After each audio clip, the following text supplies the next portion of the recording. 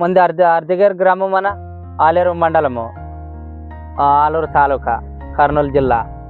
సురేష్ అన్న నా పేరు. ఏమని ఆడన్నా ఏమన్నా ముట్టుకో ఏమనేది ఏం లేదన్న, ఎవరన్నా పెట్టుకుంటారన్న ఏమన్నా. గిరికి వేసినామన్న, అన్నీ పెద్ద మడకు కూడా వేసినాం. నేను సెకండ్ వచ్చింది, మూడోది వచ్చింది.